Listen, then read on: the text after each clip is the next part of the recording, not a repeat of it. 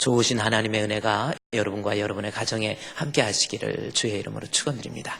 우리 옆에 계신 분에게 인사하면서 안녕하세요. 안녕하세요. 감사합니다. 사랑합니다. 우리 나자 목사님께서 일부 예배 때는 메리 크리스마스 해피 뉴 이어라고 그렇게 인사하셨는데 오늘은 2부 때는 아주 저분이 당황을 하셔가지고 그냥 들어가신 것 같아요. 어떻게 우리 메리 크리스마스 해피 뉴 이어 한번 할까요? 시작. 예, 즐거운. 원래 메리 크리스마스, 미국에서 오바마가 대통령이었을 때 메리 크리스마스를 못 쓰게 했어요. 오바마는 이슬람 사람입니다. 그래서 메리 크리스마스를 못 쓰고 해피 크리스마스, 해피 할로데이라고 그렇게 쓰도록, 그리고 백악관에서 더 이상의 캐롤을 하지 못하도록 그렇게 오바마 때 그랬습니다. 그러다가 트럼프가 대통령이 돼서 뭐 못하는 것도 있을 수도 있고 그렇지만 그래도 잘하는 것 중에 하나가 왜 메리 크리스마스를 못하느냐, 그리고 백악관에 성탄 추리를 하고 그리고 메리 크리스마스 이렇게 해서 트럼프가 그렇게 했습니다. 미국은요 11월 넷째 주 목요일 날 추수감사주일이에요. 그때부터 그러니까 11월 23일, 4일, 5일부터 12월 25일까지 한 달 동안이 크리스마스 시즌입니다. 크리스마스 시즌 때 미국에서는 지금 완전히 그 크리스마스 시즌이에요. 그래서 뭐 여기저기 행사도 많이 하고 크리스마스 캐롤도 많이 나오고 뭐 이렇습니다. 좀 우리가 안타까운 거라고 한다면 세월이 흐르면서 크리스마스라고 하지만 크리스마스의 주인인 예수 그리스도는 뒷전에 갔어요. 그래서 산타크로스 생일인 줄 알고 우리 어린이들 이렇게 애기들한테 물어보면 크리스마스 날이 무슨 날이냐 그러면 산타크로스 생일이라고 그러면 참 안타까운 현실에 여러분의 후손들은요 지금 한번 집에서 물어보세요. 크리스마스가 무슨 날이야? 한번 물어보세요. 그러면 아빠 선물 받는 날이지 그런 애들도 있어요. 그런 애들은 몇 대 때리시고 선물 받는 날이 아니에요. 크리스마스의 주인공은 우리 하나님이세요. 우리 예수님이세요. 여러분은 과연 크리스마스의 주인공이 예수님으로 세워져 있습니까? 한번 생각해 보시고요. 그래서 이 크리스마스를 이 기간 동안에 우리 예수님을 한번 만나야 돼요.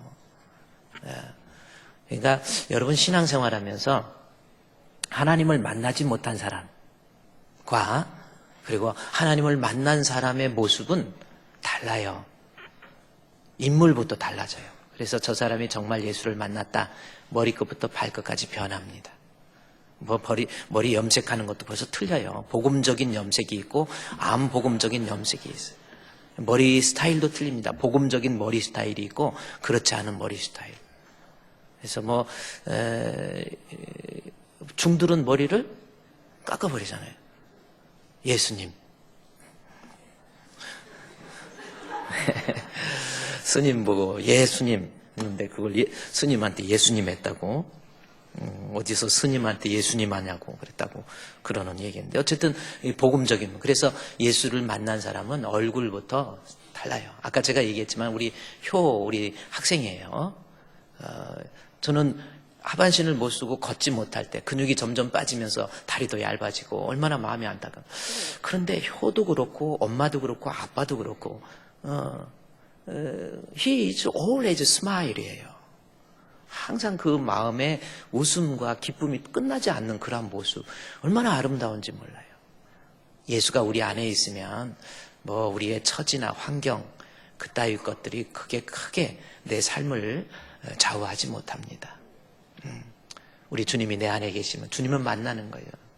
그래서 주님 만남에 감격해서 살아가면서 좀 어려워도 힘들어도 절망하거나 또 곁길로 가거나 딴 길로 가지 않고 그저 살아가면서 이것이 나의 간증이요 이것이 나의 찬송일세 나 사는 동안 끊임없이 구주를 찬송하리로다. 예수님 만난 사람 완전히 틀리잖아요. 생각도 다르고 마음가짐도 틀려요. 벌써 예수님이 딱 계시면 벌써 딱 보면 벌써 알아요. 살아가는 인생의 모습도 달라지고 그래서 우리 2019년도 이번에 성탄절 맞이해서 여러분 우리 예수님 한번 만나봅시다. 아멘. 그래서 예수님 내 안에 계심으로 그 예수님을 순간순간 바라볼 줄 아는 영안이 트일 수 있는 성탄절, 그러한 성탄절을 한번 만들어보자라는 거죠. 여기 누가복음 2장에 보면 예수님께서 이 땅에 오시고 그 다음에 목자들에 의해서 예수가 이 땅에 오심이 많은 사람에게 알려집니다. 그리고 예수님께서 유대 땅 베들레헴에서 나시고 난 다음에 모세의 법대로 정결 예식을 향해 위해서 성전에 들어오는 그러한 모습이 있었어요. 그때 여기 누가복음 2장 26절 말씀 한번 보십시오. 그때 시몬이라고 하는 사람이 있었어요.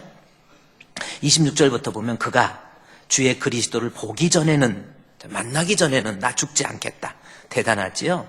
그랬더니 성령의 지시를 받았더니 성령의 감동으로 성전에 들어가매 마침 부모가, 여기 예수님의 부모입니다, 예수님을 안고 율법의 관례대로 행하고자 하여 그 아기 예수를 데리고 오는지라. 시몬이 이 아이를 안고 하나님을 찬송하는 거예요.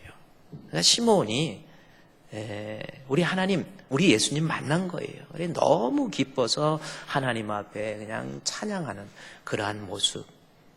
그러니까 성전에, 유대의 규례에 의해서 성전에 난지 그 규례에 의해서 성전에 들어갔다가 시므온이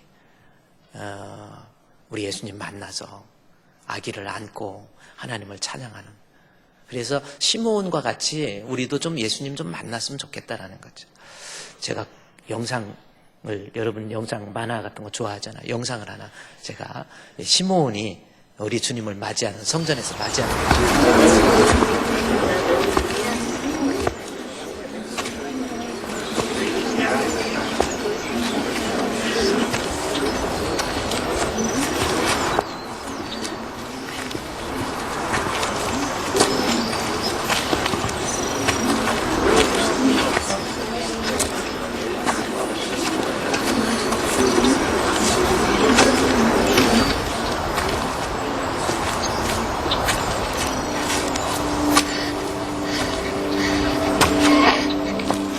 기다리고 기다리다가 우리 예수님 만나는 거예요. 아기로 오신 예수님.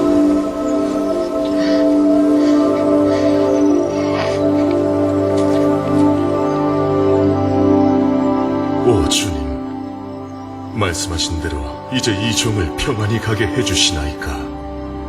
제 눈이 주의 구원을 보았나이다. 이는 모든 사람 앞에 예비해 두신 구원이요 이 밤을 비추는 빛이며 주의 백성 이스라엘의 영광이니라. 이 아기는 이스라엘 중 많은 사람을 패하게 하거나 흥하게 하려 세워졌으며 칼로 마음을 찌르듯 하리니 여러 사람의 마음속 생각을 드러내려 함이니라.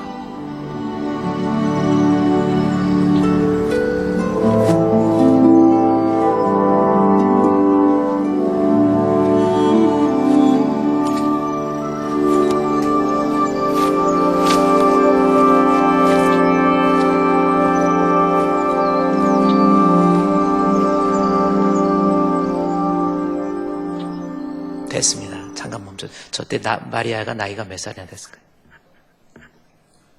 예수님 낳을 때 마리아가 몇 살쯤 됐을까요? 한 20? 한 6? 우리 결혼 보통 몇 살이야? 몇 시야? 아니고 몇 살이야? 네? 25? 유대인들의 결혼은요 25이 아니죠. 저 때가 13살, 14살입니다. 뭘 그렇게 놀라세요? 우리도 우리 옛날에 엄마들 13살, 14살 때 시집가고 그런 분도 많이 있었잖아요. 그래서 저 때가 14살입니다. 그때쯤 됐어요. 13살, 14살로 보는 거예요. 대부분 거의 확실합니다. 마리아가 요셉과 정혼했다고 할 때 그 정혼이라는 의미가 그때를 얘기하는 거거든요. 재밌게 보셨어요? 계속 설교 안 하고 저것만 볼까요? 이제 칼이 내 마음을 찌르듯 하리니라고 하는 그 시몬의 그 고백 속에 담겨져 있는 엄청난 신학적 의미가 있어요. 근데 그 의미는 제가 다음에 여러분께 설교하기로 하고 오늘 우리 예수님이 이 땅에 오셨을 때 아기 예수로, 특별히 이사야서 7장에서도요, 이사야서 7장, 8장, 9장에서도 예수님 탄생에 대해서 한 아기가 우리에게 나신 바 됐다라고 하는 거, 그 얘기를 하십니다. 그래서 스불론과 납달리 땅이 아주 아수르에 의해서, 바벨론에 의해서 아주 급격한 위험 속에서 도저히 헤어나올 수 없는 그러한 상황 속에서 이스라엘 백성들은 어마어마한 메시아를 기다리고 있었는데 한 아기가 나타난다고 그럽니다. 그래서 예수님, 아니 그 위기를 해결하려면 그래도 힘이 있고 능력이 있고 그래도 한 장수가 너희에게 나서 이렇게 하면 좋을 텐데 아기가 나시죠. 그 의미도 하나님의 구원이라고 하는 것은 우리가 생각할 수 있는 그러한 상식적이고 일반적이지를 않아요. 하나님의 방법으로 우리를 구원해 주신다라고 하는. 어쨌든 예수님이 성전에 어떤 정결 규례에 의해서 성전에 오셨을 때 시므온이 우리 주님을 만나고 아기를 품에 안고 하나님을 향해서 우러러서 이제는 나는 죽어도 여한이 없다 하면서 하나님을 찬양하는 그 영상이 바로 이 본문의 내용입니다.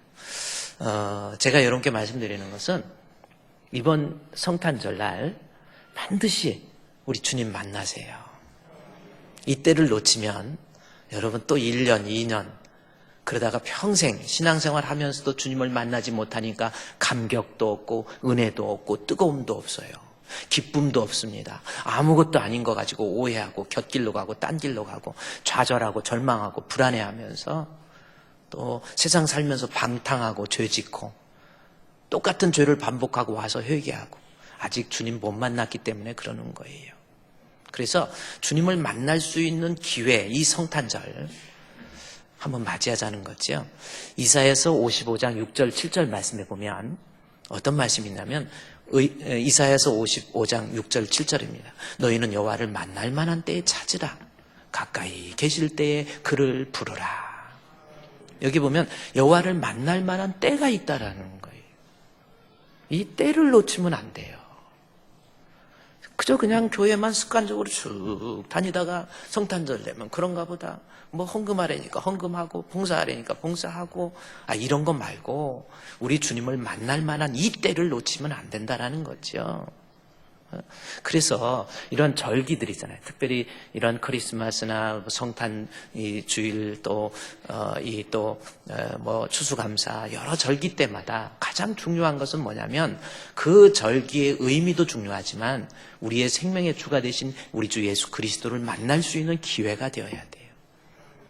우리 교회에서 행해지고 있는 모든 절기는 구속사적 입장에서 100% 그리스도와 연결되어 있습니다. 추수감사절, 장막절이라고 하지요. 추수감사절은 그냥 추수한 거에 대한 감사의 의미? 아니에요. 장막절은 거둬서 창고에 들여드린다.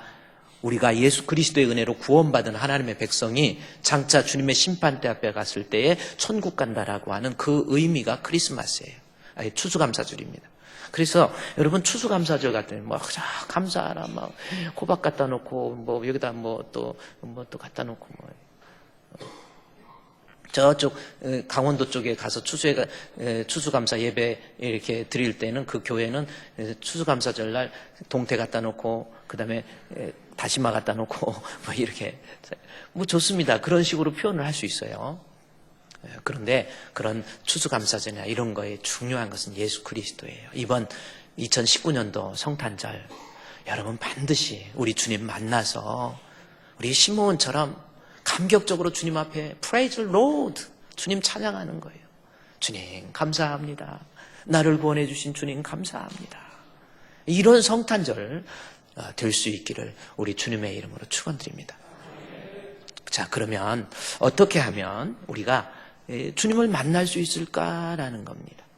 자, 본문에서 등장하는 인물 중에서 시므온이 등장하고 난 다음에 36절 말씀해 보면 누가복음 2장 36절 말씀해 보면 거기 나와 있죠. 또 뭐라고 그랬습니까? 아셀 지파 나와 있죠. 아셀 지파 바누엘의 딸 안나라고 하는 선지자가 있어. 나이가 매우 많았대요. 그리고 결혼한 다음에 7년을 7해 동안 남편과 함께 살았다가 과부가 되고 84세가 되었더라. 이 말씀이 되어 있습니다. 자, 이 말씀을 그럼 보면 지금 본문에서 누가복음의 저자 이 누가는 이 안나라고 하는 사람의 프로필을 기록하면서 무엇을 말하고 싶었을까? 제가 항상 얘기하지만 성경은 관찰하고 해석해서 적용하는 것이 성경입니다. 관찰, 해석, 적용. 한번 따라합시다. 관찰, 해석, 적용. 이게 성경이 되어야 되는 거예요. 자, 그런데 본문의 말씀을 한번 관찰해 보니까 이 안나라고 하는 한 여자에 대해서 프로필을 기록해 놨어요. 뭐 여러 가지 프로필을 다 과부가 됐구나 뭐 이렇게 했는데 이 기록을 하면서 지금 누가가 뭘 말하고 싶었는지 한번 의도를 파악하자는 겁니다. 먼저 36절 말씀에 이 안나라고 하는 사람에게 있어서 그 부모 지파가 나와요. 아셀 지파 바누엘의 딸, 이렇게 나와 있다라는 겁니다. 아셀 지파 바누엘의 딸. 그러면 우리가 생각할 때 아셀 지파 바누엘의 딸 그런가 보다. 그게 아니에요. 이스라엘은요, 남쪽 유다와 북쪽 이스라엘, 남쪽의 유다와 베냐민 지파, 그리고 북쪽의 10지파 해서 남북으로 나눠집니다. 그래서 남북으로 나눠져서 여로보암과 르호보암 시대를 거쳐서 나중에 북쪽 이스라엘은 BC 721년에 이 애굽을 멸망시켰던 아수르에 의해서 멸망을 해요. 그래서 BC 721년에 아수르에서 멸망을 하고, 그 다음에 남쪽 유다는 이 아수르가 바벨론에 의해서 멸망하고, 바벨론에 의해서 남쪽 유다는 BC 538년에 멸망을 합니다. 그래서 흩어져 버리는 거예요. 바벨론 유수. 그래서 바벨론을 끌려가고 다 흩어져 버려요. 이제는 이스라엘이라는 나라가 없어졌어요. 그러나 70년 후에 바사 왕이 고레스가 바사 왕, 이 페르시아, 즉 전역을 메대와 바사로 되어 있던 그 나라를 전역을 통일을 한 다음에 페르시아 제국을 만들었던 그 원년 바사 왕이 그 통일을 기념으로 이스라엘을 해방시켜요. 해방시켜서 이스라엘에 돌아옵니다. 그때 돌아온 사람들의 대부분 95%, 98%가 이스라엘의 12지파 중에서 유다와 베냐민 지파예요. 나머지 10지파들은 다 흩어져 버렸어요. 다 이방 사람들과 동화돼 버렸어요. 그래서 이스라엘이 나중에는 뭘로 보냐? 유다라고 불리는 거예요. 남아있는 것이 유다 자손 베냐민 지파밖에 없는 겁니다. 자, 그렇게 해서 세월이 포로에서 돌아오고 난 다음에 이 세월이 이렇게 흘러갔죠. 흘러가서 500년, BC 500년, 400년, 300년, 200년, 그 다음에 AD로 바뀌어서 지금 AD, 지금 마태, 마가, 누가, 요한복음은 신약시대입니까? 구약시대입니까? 확실하게 이 얘기예요. 신약시대예요? 구약시대예요? 구약시대예요. 여러분, 성경을 보면 성경을 신구약으로 구별을 Old Testament, New Testament 이렇게 구별해서 우리말로는 마태복음부터 이렇게 신약으로 되어 있는데, 신학적인 의미에서 보면 언제부터가 신약시대냐면 예수님께서 부활하고 승천하시면서 그 다음에 성령을 부어주시고 교회가 시작된 때, 그때부터가 신약시대입니다. 지금 이때는 구약시대예요. 엄격하게 말하면. 이스라엘도 실제로 이때는 구약시대로 여기고 있는 겁니다. 어쨌든 예수님이 이 땅에 오신 날이 신약시대가 아니고 부활하고 승천하신 이때가 바로 신약시대라는 겁니다. 그런데 이때 당시에는 이제 유다 지파하고 베냐민 지파 이외에는 별 볼품 없는 쓸데없는 그야말로 비천한 족속이로 남아있는 거예요. 근데 여러분, 그러면 족속이 그런가 보다. 이 지파가 어느 지파냐, 그만큼 중요한데, 이것은 어떤 의미냐면, 지금 유대인들에게 있어 지파 혹은 유대인에게 있어 족보, 우리도 유교적인 그런 관점에서 옛날엔 족보, 지금도 집에 족보 있는 집 있죠. 족보 별 의미 없어요. 갖다 태워버려도 되는 겁니다. 근데 그건 별 의미 없는데, 유대인들은 얼마나 족보를 귀하게 여기고 내가 어느 지파에 소속돼 있다라고 하는 것을 생명처럼 여기고 있다라는 겁니다. 그래서 마태복음 1장에 보면 예수님의 탄생을 얘기하면서 아브라함과 다윗의 자손 예수 그리스도의 족보 세계라 그러잖아요. 족보가 그만큼 중요한 거예요. 그런데 본문의 아셀 지파는 누구인가라는 거죠. 베냐민 지파도 유다 지파도 아닌 아셀 지파. 이것은 뭐냐면 아셀은 누구냐면 창세기 32장의 12절 말씀에 보면 어떤 내용이 있느냐면 야곱이 아내가 둘입니다. 그렇죠? 아내가 둘이에요? 넷이에요? 아내가 둘이고 둘은 또 첩이야. 솔로몬은 아내가 몇이에요? 하나밖에 없어요. 참 솔로몬 하나밖에.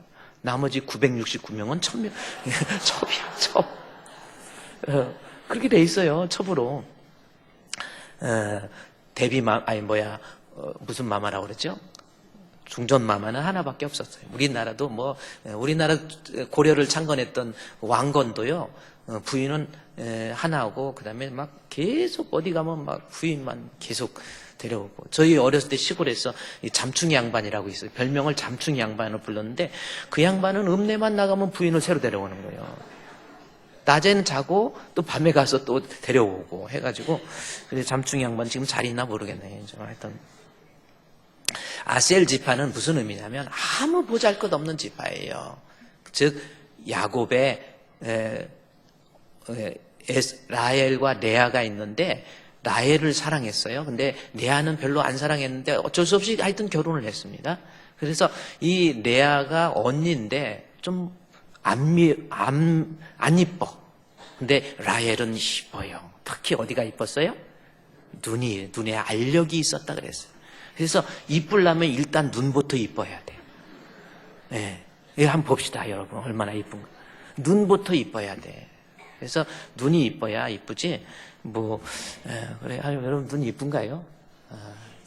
그래. 진짜 주풍교회 성도들은 눈이 이뻐. 전기천 집사 빼고 이렇게. 그렇습니다. 그런데 이제 그 야곱의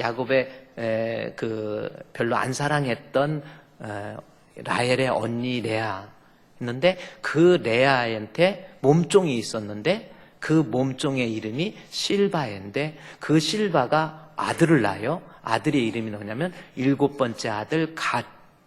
그렇죠? 8번째 아들, 그러니까 야곱에게 있어 7번째 아들 갓. 그 다음에 8번째 아들이 아셀이에요.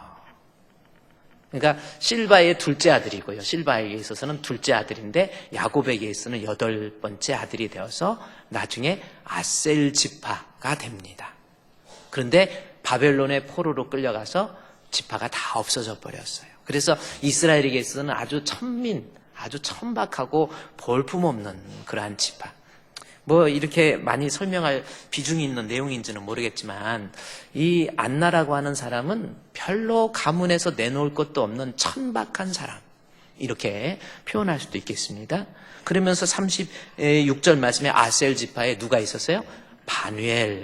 바누엘이라고 하는 것은 창세기 32장 30절에 나와 있는 말인데, 바누엘의 히브리어로 뭐냐면 분이엘이라는 단어예요. 창세기 32장 30절에 나와 있습니다. 분이엘, 야곱이 하나님의 얼굴을 보고 그곳의 이름을 분이엘이다, 이렇게 나와 있죠. 이 분이엘이 히브리어인데 이것을 헬라어로 쓸 때 이 분이엘이 바누엘이 되는 거예요. 바누엘이 되는 겁니다. 무슨 말인지 알겠죠?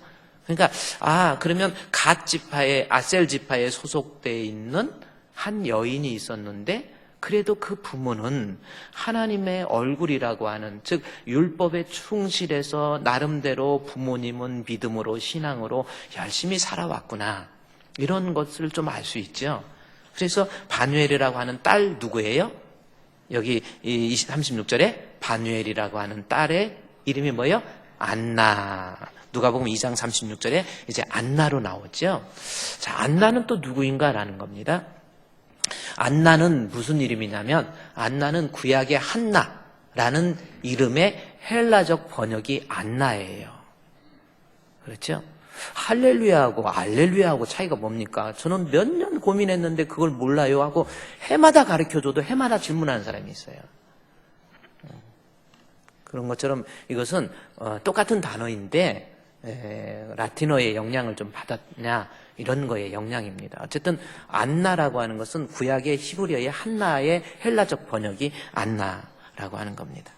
자, 그러면 이제 여기서 안나를 보니까 안나는 별로 볼품없는, 세상에서 내놓을 것도 없는 아주 비천한 가정. 단 그래도 그 부모는 믿음대로 말씀대로 살려고 했던 가정이구나, 여기까지 알 수 있겠죠. 그런데 이 사람에게 선지자가, 이 안나라는 선지자가 있었는데 나이가 매우 많다라는 거죠. 그래서 어느 정도 많은지는 잘 모르겠는데 보니까 그가 결혼한 후에 몇 년을 같이 살았어요? 남편과 함께 7해 7년을 살았어요. 그리고 남편과 함께 살다가 과부가 되어서 84세가 되었더라. 그러면 이 안나의 나이가 몇 살이에요? 80? 아니, 성경에 나오네요. 과부가 되고 몇 대가 되었더라? 그럼 안나의 나이가 몇 살? 또 이렇게 해요. 84세라고. 여기 우리말로 좀 번역이 그렇게 되는데, 과부가 되어서 그때부터 84년이 되었더라, 이 뜻입니다. 그러면 아까 이때 당시에 결혼할 나이가 몇 살? 14세로 봅시다. 14살. 그리고 몇 년을 같이 남편과 살았어요? 7년. 그러면 몇 살? 21살. 그 다음에 84년 더하면 몇 살? 또 헷갈렸네요. 105세. 이때 105세면 엄청난 산신령이, 뭐라고 그럴까요? 엄청난 나이예요. 105살이면. 엄청난 나이의 사람인데, 근데 중요한 것은 본문을 통해서 지금 누가가 뭘 말하려고 하냐면 84년 동안 과부가 되면서 살았는데 혼자 살고 있어요. 그리고 어디 가냐면 성전을 떠나지 않았다. 요 말씀. 요것을 지금 누가가 강조하고 있다라는 겁니다. 이게 무슨 뜻인 줄 아세요? 여러분, 우리는 과부가 되면 그런가 보다, 그런 의미로 봐요. 이때 유대인들에게 있어 과부는 절대로 혼자 살 수 없어요. 유대인들에게 있어 땅을 분배할 때에 지파별로 남자들에게 분배해 줍니다. 그래서 남편이 죽으면 여자는 도저히 살 수 없는 사회적 시스템을 가지고 있어요. 그래서 이 과부는 남편이 죽으면 살 수 없어요. 남의 집에 가서 이삭 죽기하고 뭐하고 해서 살아도 한계가 도저히 생명부지할 수 없는 아주 불쌍한 사람이 과부와 고아로 표시되고 있다는 겁니다. 그러니 도저히 세상에서 살 수가 없어요. 그래서 이스라엘 백성에게서 과부는 반드시 결혼을 합니다. 거의 다 결혼을 해요.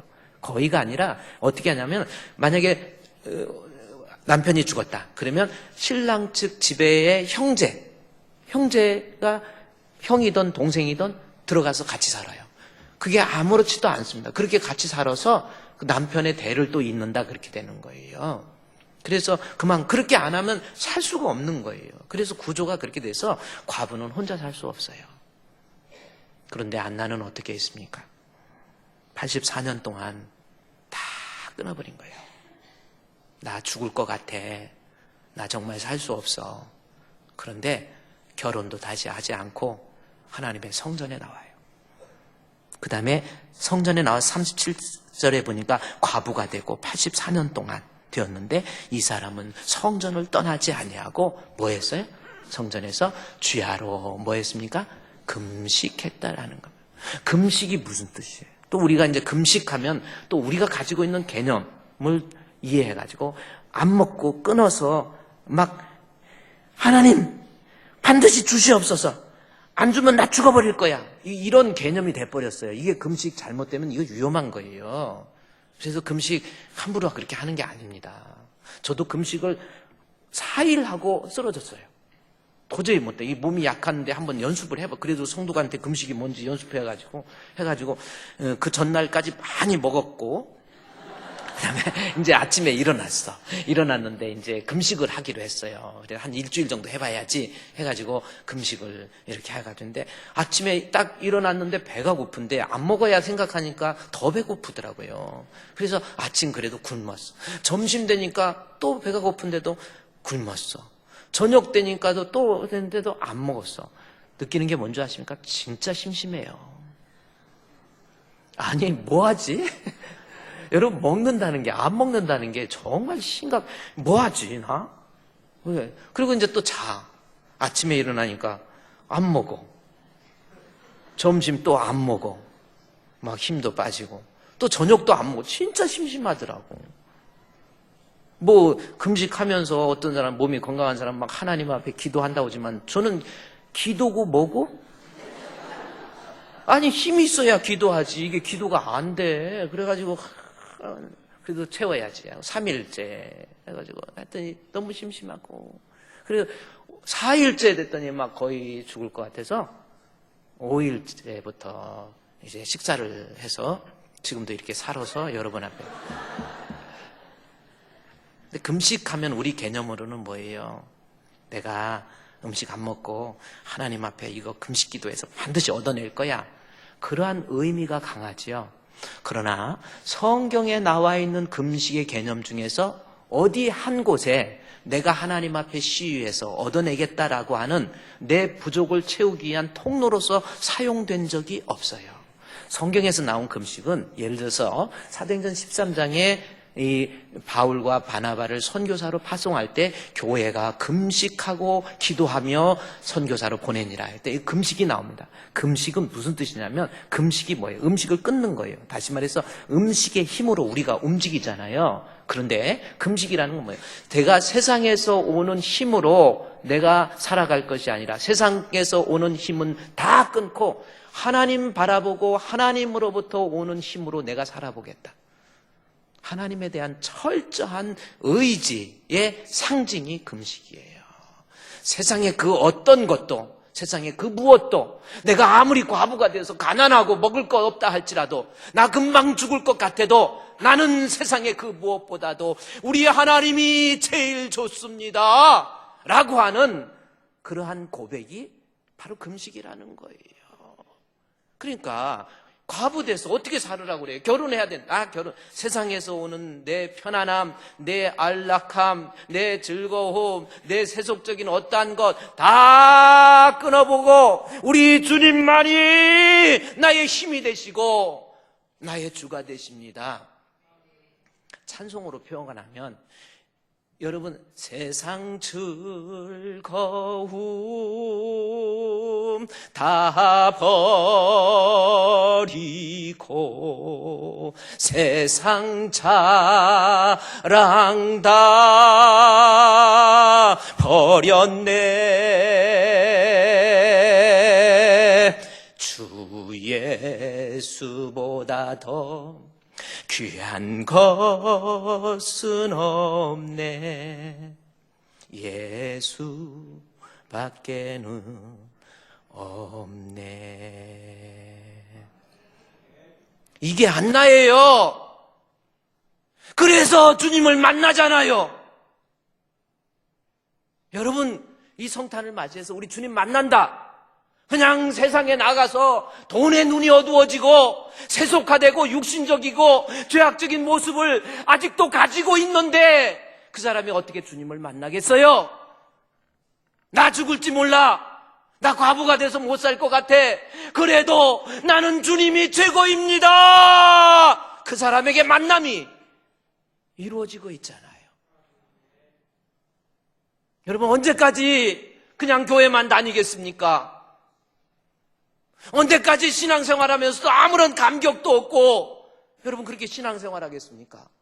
주님을 못 만나니까 계속해서 가정에서 남편은 아내에게 남편다운 남편이 안 되는 거예요. 아내는 아내다운 아내가 되지 못하는 거예요. 교회에서 성도다운 성도가 되지 못하고 여러분 그런 거 아닙니까? 목사가 주님 못 만나니까 목사다운 목사 안 되는 거예요. 장로가 주님 못 만나니까 장로다운 장로 안 되는 거예요. 은근히 교회에 쓴뿌리만 돼가지고 은근히 괴롭히고 내가 못하니까 네가 이 얘기 좀 해, 이 얘기 좀 해갖고 찔러가지고 하나님 다 알고 계세요. 그게 얼마나 무서운 죄인데 그래서 교회를 분란을 일으키고 아닌 척 가룟 여자처럼 그게 왜 그렇습니까? 주님 진짜 못 만난 거잖아요. 아직도 내 자존심 더 세워야 되고 내가 예수님 때문에 그래요. 그렇게 내 자존심이 중요합니까? 예수님이라고 한다면 나 자존심도 죽이고 과부잖아 이 사람. 아무것도 나는 비천한 자 나는 아셀 지파 나는 내놓을 것도 없어. 그러나 내가 과부가 돼서 나 언제 죽을지도 모르지만 나 그거 아니야. 나 세상 것 아니야. 나에게는 우리 주님, 주여! 주님만이 내 소망이 되고 주님만이 내 생명이 됩니다. 그랬더니 주님 만난 거잖아요. 본문의 37절 보십시오.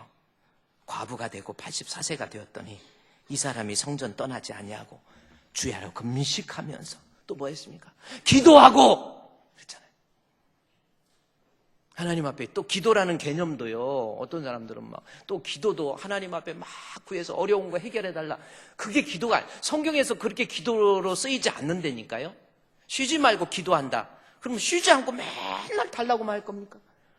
부족한 것을 채우기 위한 것이 기도가 아니고, 기도는 우리 조직신학에서도 이 얘기한 것처럼 하나님과의 영적 대화이고 하나님과의 친밀함의 수단이에요. 내가 없어서 필요해서 하나님 앞에 구하는 것, 그거 말고 우리 주님이 좋아서 우리 주님 앞에 나아가서 다정하게 이야기도 하고 대화도 하고, 하나님 저에게 이런 일이 있었습니다. 어떻게 해야 되나요? 이것이 과연 주님의 뜻에 맞nos나요? 내가 과연 하나님 앞에 잘못한 것은 무엇입니까? 이것저것 조곤조곤 물어보고 대화해서 주님만이 나의 소망이 되고 나의 생명이 되십니다. 주여, 주님 사랑합니다. 내 영적인 신앙을 놓고도 좀 기도하고, 우리 자녀들의 신앙의 상태를 놓고도 좀 기도하고. 안나가 그런 사람. 그랬더니 주님이 만나주시잖아요. 만날 만한 때에 찾으라, 가까이 계실 때 그 부르라. 여기서 부른다라는 것이 소리내어 말한다, 기도한다라는 뜻이에요. 기도해서 주님 좀 만나세요. 여러분, 이번 성탄절을 맞이해서요, 조금 기도해서 내가 하나님 만나야지. 그런 다짐도 좀 하시고, 어쩌다가 살다가 잠 안 온 때 있잖아요. 느닷없이 한 4시 반쯤 일어나지면 막 자려고 노력해가지고 내가 끝까지 자리라 하고 그러지 마시고 그냥 교회도 한번 나와봐, 어쩌다가. 그래서 남들 기도하는 것도 한번 보고 하나님하고 하나님 앞에 편안하게 나와서 주님, 내 모든 형편 주님이 아시죠? 내 모든 형편 잘 아는 주님, 늘 돌보아 주실 것을 나는 확실히 하네. 그렇게 주님과 함께 기도하고 교제하고 그래요. 목회자에게 있어 새벽 기도는 진짜 힘들어요. 저녁까지 책 읽고 뭐하고 12시, 1시에 잔 다음에 새벽에 4시 나오면 진짜 힘들어요. 이 새벽 기도를 누가 만들어가지고 이렇게 목사님 힘들게 하는지 짜증날 때도 있어. 그때 알고 봤더니 뭐 주기철이 주기철 왜 만들어 놓고 죽었어. 막. 미국 가면 새벽 기도도 없다고 그러고 독일 가면 더 없다는데 어디 그리 가볼까? 용인에 좋은 교회가 하나 있더니, 무슨 교회인가 했더니 상가에서 교회를 개척하면서 하는데 거긴 새벽 기도를 안 한대.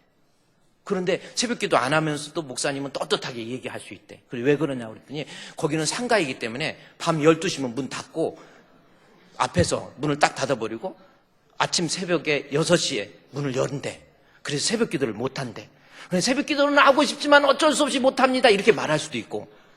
아주 좋다는 거야, 그게. 꼭 필요하면 저한테 오면 내가 알려드릴게요. 알려드릴 거 없어요. 저는 있어도 안 나가는데. 이러지 마시고. 주님 만나는 사람이요, 기도를 통해서 우리 주품교회, 우리 좀 건강한 성도 좀 되세요. 심야기도 좀 나오세요. 뭐 심야기도가 있는지도 모르고 무슨 그런데요. 저는 직분자들, 특히 장로, 안수집사, 권사, 어떻게 심야기도도 안 나오는데 어떻게 저 사람은 어떻게 장로 됐지, 어떻게 안수집사가 됐지. 기도 안 하면 일 저질러요. 왜냐하면 하나님과의 대화가 없으니까 지 맘대로 지 맘대로 해버려, 일도. 자기 열정대로 멋있게 하는 것 같지만 그거는 아니죠. 주님을 만나는 방법, 기도라고 그랬잖아요. 하나님께 금식하여 기도하고 뭐 했어요? 그 다음에 여기 37절에 섬김. 그러니까 섬김이라는 것은 주의 일이라고 한다면 내가 바쁘고 피곤하고 힘들어도 할렐루야. 여러분 주의 일 좀 새해 좀 하세요.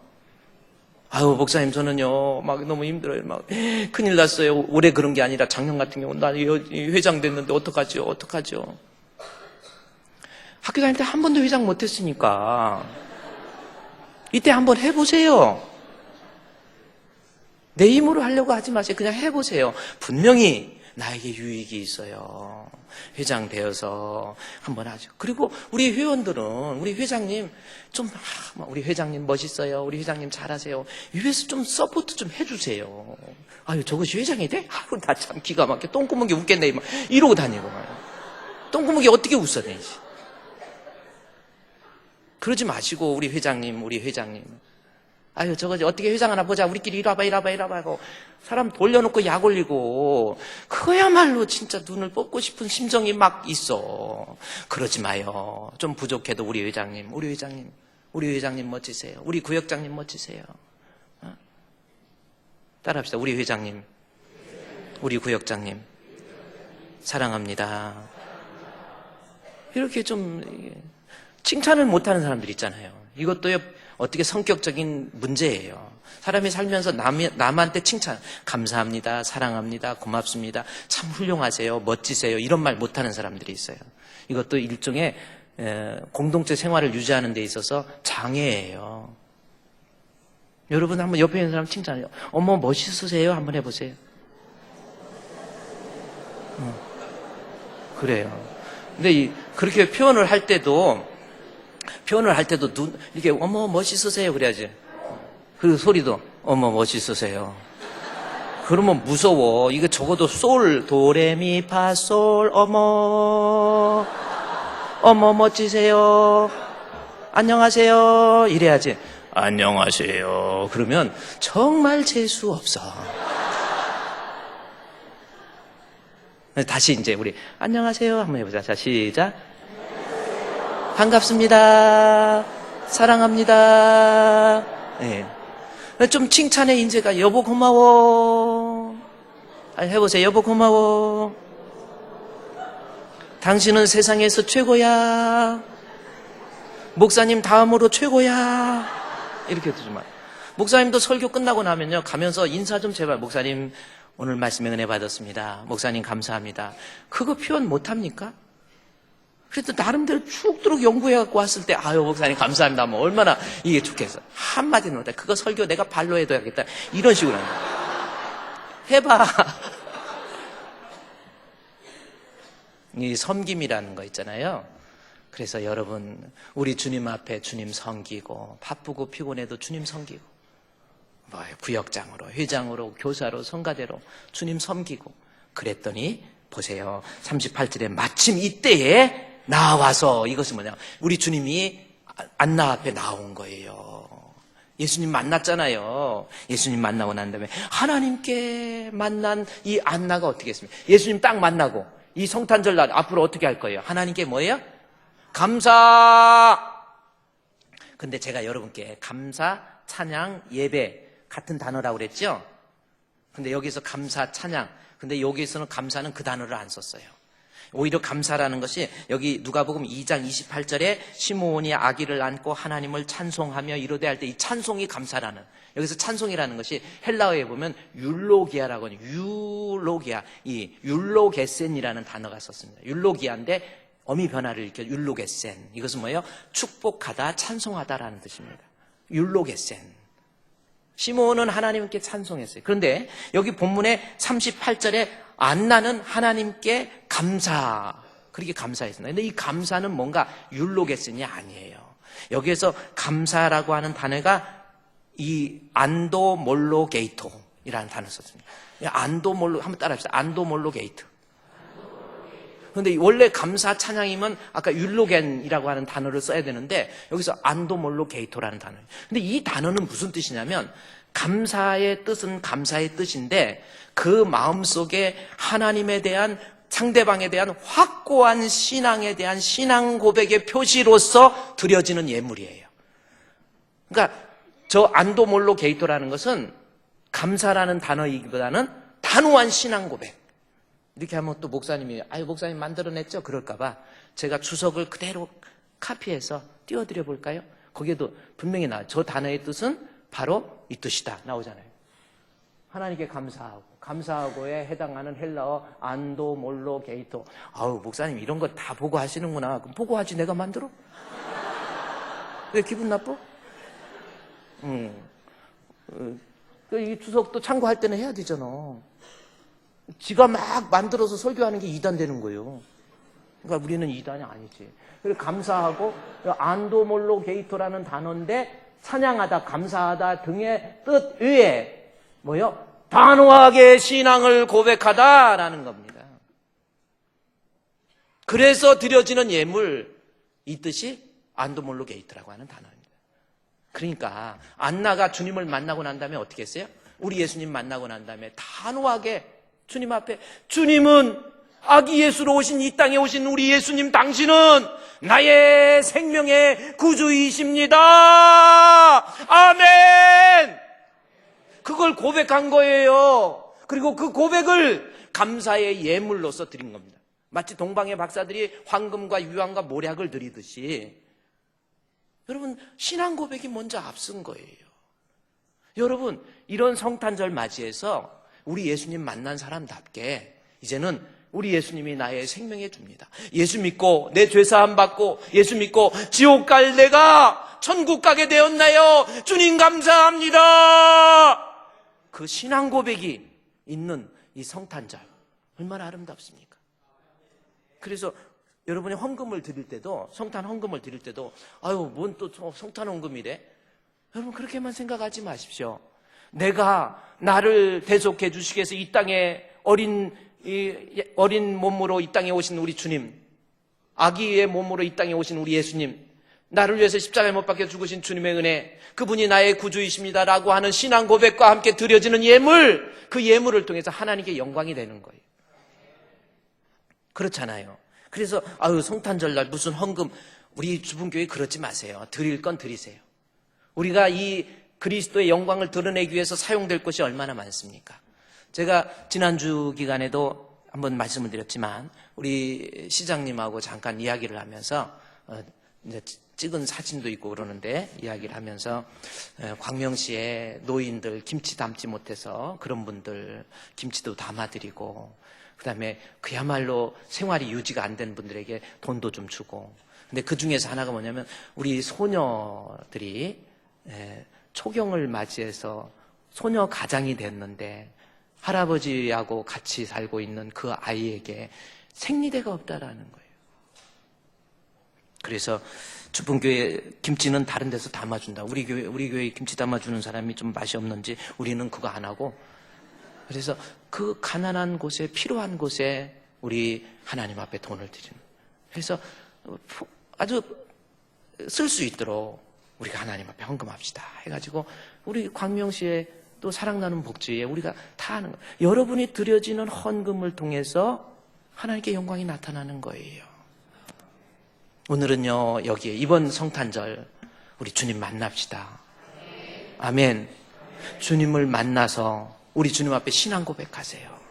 찬양을 드리면서 우리 뮤지컬을 하면서 우리 예수님이 나의 구주이십니다 라는 고백과 함께 황금과 유황과 모략을 드렸던 동방의 박사들처럼 정말 마음 다해서 하나님께 예물도 드리고, 그로 인해서 참으로 복된 성탄이 되시기를 주의 이름으로 축원드립니다.